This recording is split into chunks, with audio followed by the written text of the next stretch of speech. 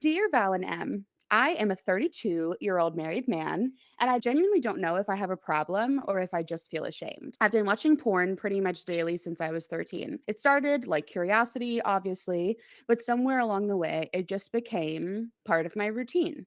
No matter if the day was stressful, boring, or normal, it's like my brain automatically goes there. I've tried to stop a bunch of times, sometimes because I feel gross about it, sometimes because I feel like I'm lying by omission, and sometimes because I genuinely wonder if it's messing with my relationship. But every time I quit, I last maybe 3 or 4 days before I go back to it, and it makes me feel even worse about myself. I haven't cheated on my wife, and I don't plan to, but I do fantasize about other people a lot, and sometimes it feels easier to be in my head than fully present during Mm. sex.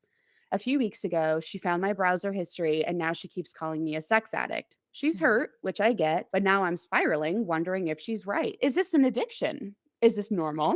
Am I broken? I don't want to hurt my marriage. I also don't want to feel like I have to white knuckle my way through my own sexuality forever. Sincerely, stuck in the shame spiral.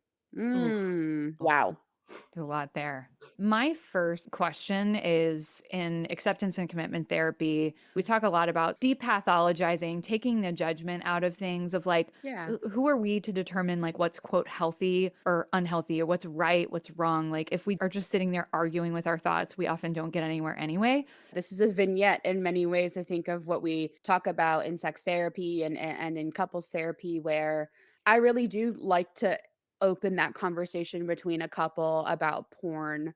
And I'm always very interested when people come in with, quite a lot of like moral judgments about it and the layers of how we got there. And I always make my stance clear that I don't want you to come in and I'm like, "Well, watching porn's normal, so whatever." And because I do think it is, and I talk about that in sex therapy,